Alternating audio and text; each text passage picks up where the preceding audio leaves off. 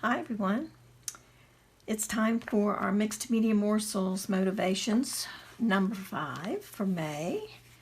And today I have a little plan to do a page that I'm going to start out with a piece of craft paper covering my page. I've already glued this on just to save time.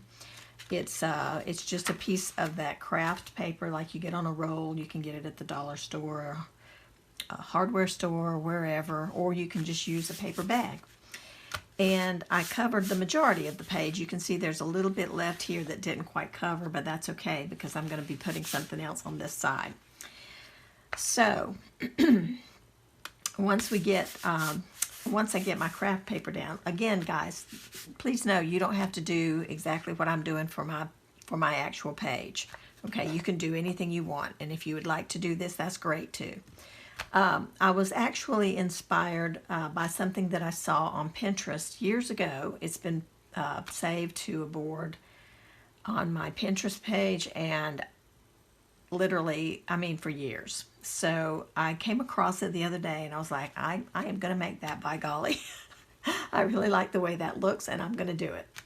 So I will link the site where I saw the picture that I was inspired by. It was on Pinterest, but of course it goes out to another site. It's a blog. It's like a scrapbooking blog, I believe, and it's in a different language, so I couldn't really tell you exactly what's being said on that blog, but I've just looked at the picture and loved what the girl had done. So I'm doing something, similar.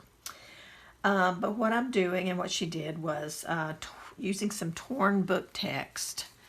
These are just little strips, pieces from a book. And they're a little bit yellowed, which is kind of nice. It blends in nicely with the brown craft paper. And you don't have to do this, but I actually tore mine in several different directions. Like these are all going to be going this way down this side of the page, and so some of these are torn, where the text is situated correctly, and then some of it is sideways, and I'll probably put some of it upside down, and because it's really not to be read, of course, but just to provide some texture and some interest to the background. So what I'm going to be doing is gluing, like I said, these strips down this side of the page. Some of them may come over, past the center a little bit, and that's fine. I did want to mention too, if you do this, when you glue your paper down, just be sure to stick it to one side I put glue over both pages. I used a glue stick, and I did the glue stick on both pages, and then when I went to lay it down, I laid it down on one page first and then pressed the center, the spine area down real good first, and then I spread out this side of the page, and then I also fold it, make sure that everything has a nice crease that's able to move well without pulling and being too taut.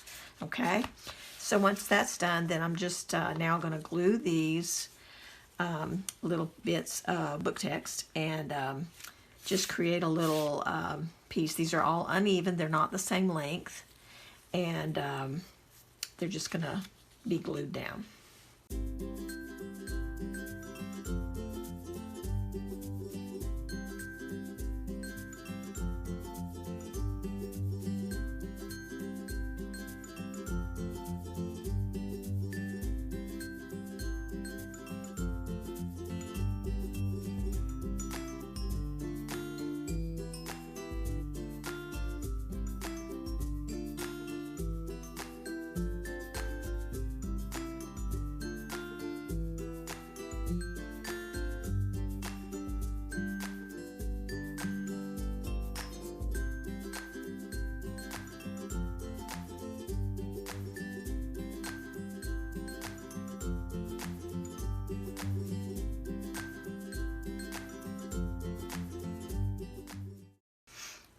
You guys see what I did?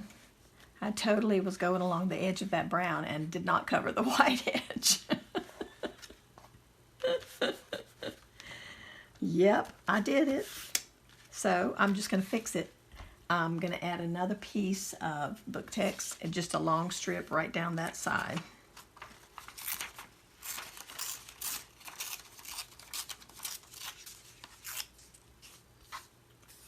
Okay, so it's just going to go down just like that. I bet y'all were sitting there and yelling, "No, Kat, don't put it there. You're supposed to be covering up the white." Oh well, there's always ways to fix things. There we go. Now it's covered. All right, the next step is going to be to put a coat of clear gesso over this, because I'm going to be doing some painting, and I want the surface to be set up and ready to accept the medium that I'll put on there, which in this case is going to be watercolor. And so I'm just putting this clear gesso. It looks white right now, but it won't dry that way. And then it'll accept the watercolor real well. I wasn't sure, and so I tried it out earlier, and it works just great. So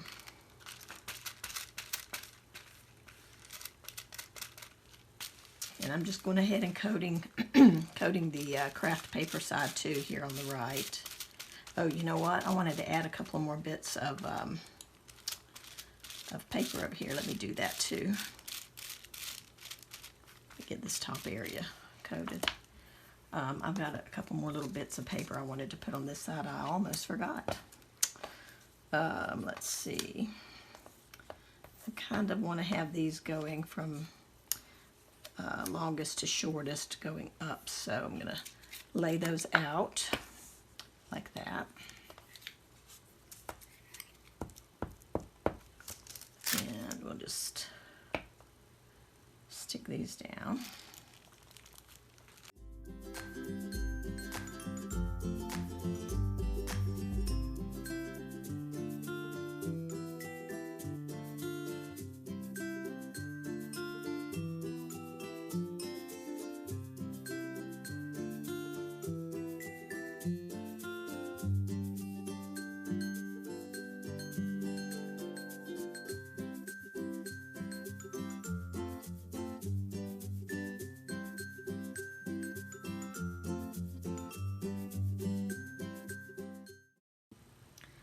Okay, it's all dry for the most part. I mean, it's probably a little damp on the inside still, but it's dry enough to work on.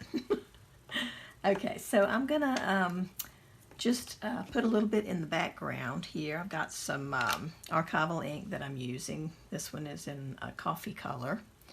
And I've got a little stamp with some dots on it, and I'm gonna just put some random dots in the background here. I'm gonna stamp off onto another piece of paper first, so I'll use the second generation on here so it's not too dark. I just want it to be kind of somewhat visible back there, but not real strong brown. Okay, so I'll do that, and then I'll come over here, so you get just a little bit on the page, and just have a little bit of interest there, not in your face stuff.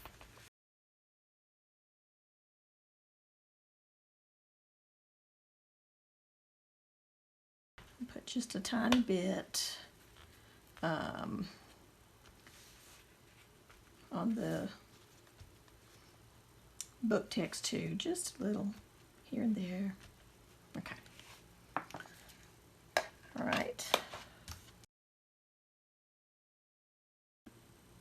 Okay, so I have my paint here, and I'm just going to spread it just a tiny bit.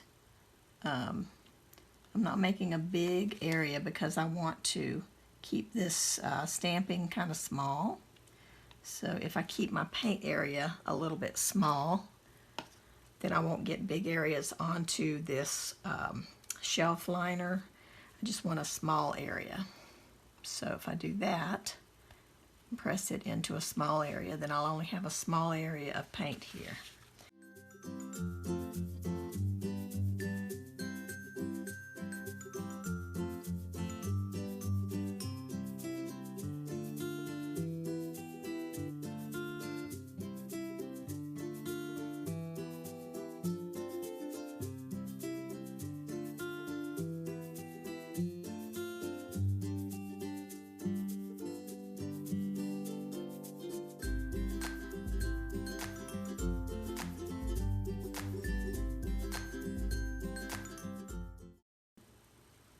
now I'm just taking a watercolor crayon and I'm just adding a little brown shadow to this book text, to these book text pieces. To me, this these strips of book text paper kind of looks like a little wall, and so I'm just adding some of this where it looks like maybe shadows would fall on the side and the bottom areas, and then I'll just wet it in with a little water brush and just activate it and let that be a little shadow there.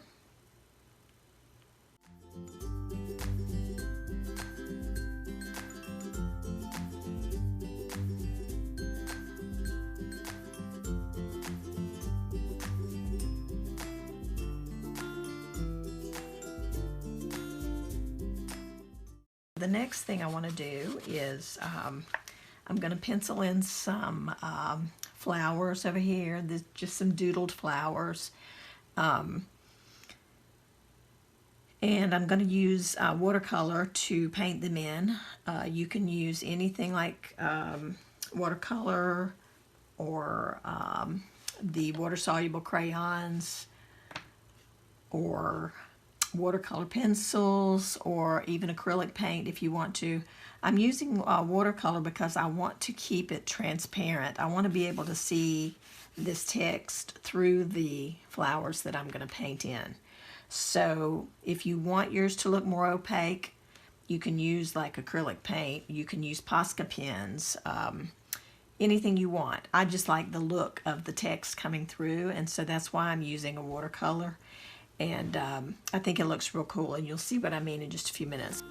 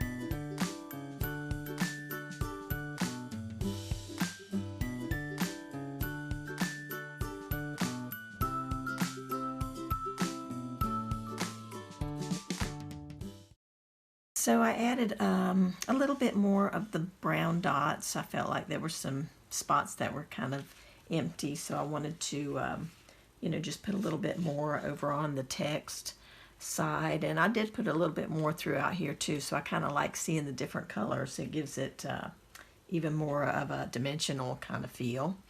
And I've also been taking a gray colored Faber-Castell Pitt pen and just shadowing the flowers that are against the wall. And so I think you can see a little bit of the gray shadowing around the leaves and the flowers. I just wanted to finish up this one here on camera to show you what I was doing. And I'm just shadowing on one side and underneath. So it's going to be on the right side here. And just kind of going along and underneath. Like so. Okay. And I think I'm going to take my Posca pen and add just some little flecks of white here and there, just for highlights here and there on the flowers and the leaves and the stems.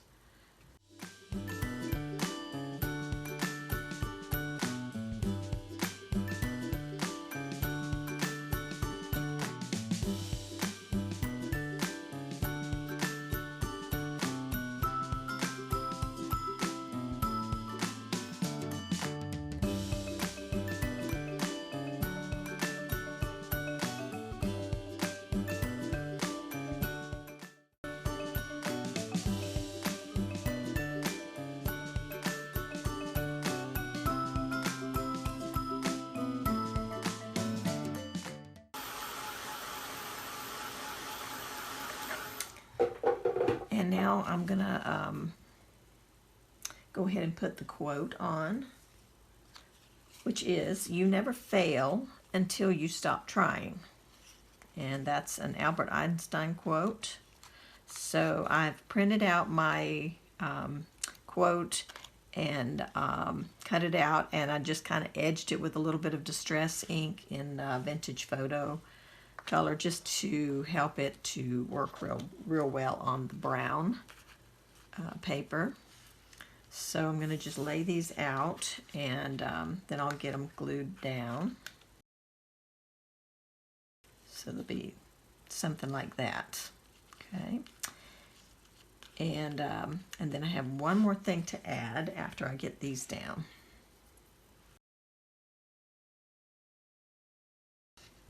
And then I've got a little sign here that says, "Don't quit."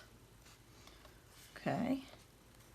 And I've got a little post I made with, I just had some some scrapbook paper and a wood grain stamp. And I just stamped it onto the brown, the tan colored cardstock. And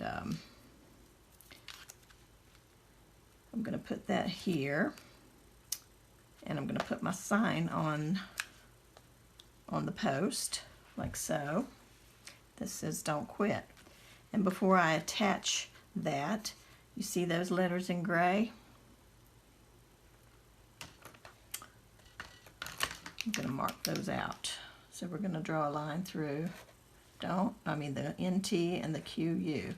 So now see what it says? Do it. So that's what we're going to do there. And I'm just making a little sign to put in my garden, so to speak. If you're not doing florals or a garden or whatever, you can put "Don't quit" like this, so that you can mark out the lighter letters or the different letters. You can make them different. You can do it in any way you want to, but the point is to make these darker so that they show up when you mark out the other letters. And you can do it on a ticket, on a tag, on whatever you want to, but I think that goes so well with this that I want to include that on my little page here. So I'm gonna glue my post here first.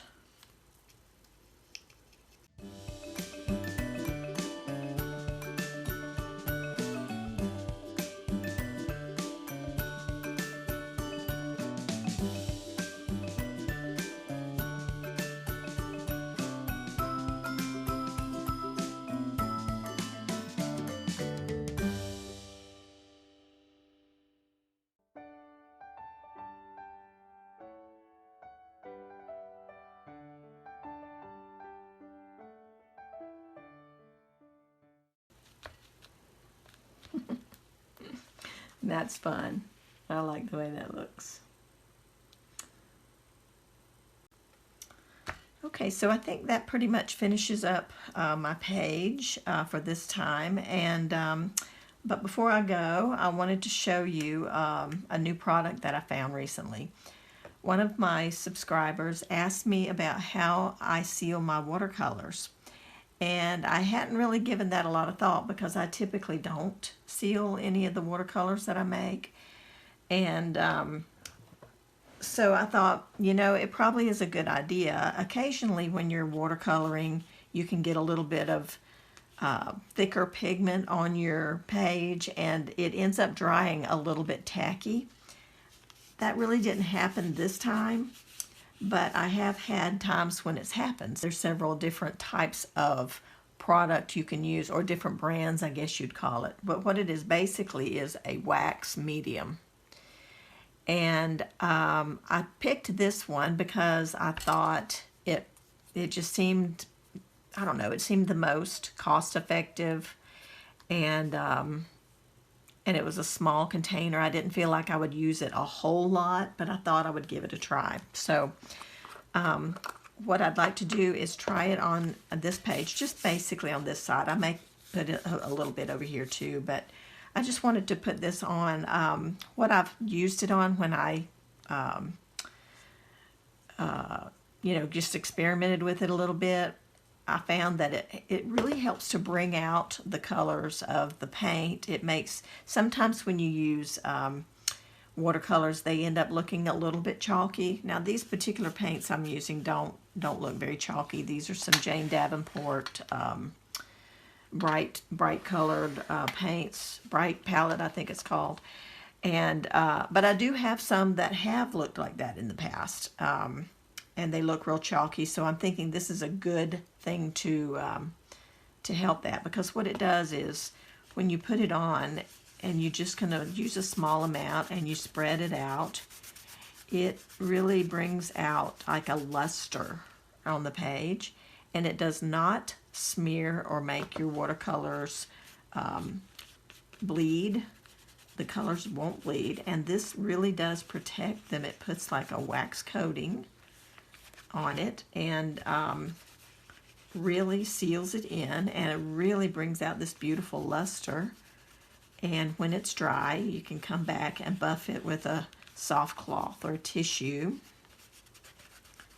And I just love it. I think it's amazing. And plus, I think it's going to be real effective for not having your page stick if you have any of that extra pigment on your page. So I'm just spreading out. I got a little bit too much, but I was just kind of spreading it out on the whole text piece there. But I'm really a fan. I think it's really kind of cool. And you can probably see, I don't know for sure if you can, I don't know if I can catch the light, but there's a little tiny bit of a sheen there.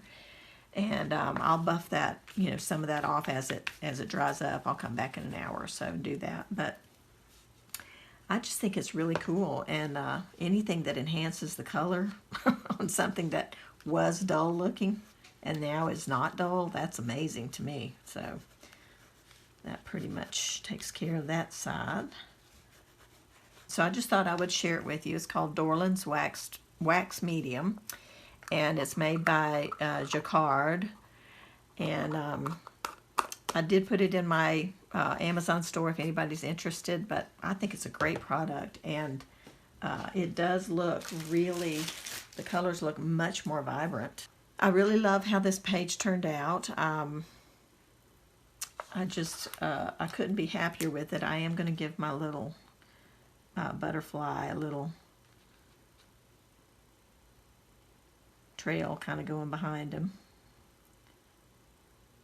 because gives him a look of movement, like he's just flitting all over the place. So I think that's kind of fun.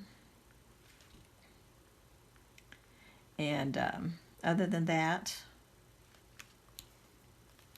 I think I'm done. Go ahead and bring this down here. So there you go, guys. I hope you enjoy creating your motivations page for May. Like I said before, you don't have to do your page exactly like I've done mine. The only thing I ask for you to do is please use the quote.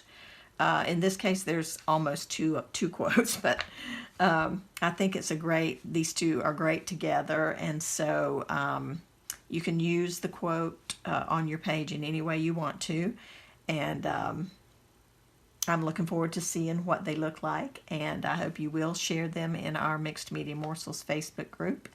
And so until the next time, take care everyone, and we'll see you soon. Thanks for watching. Bye-bye.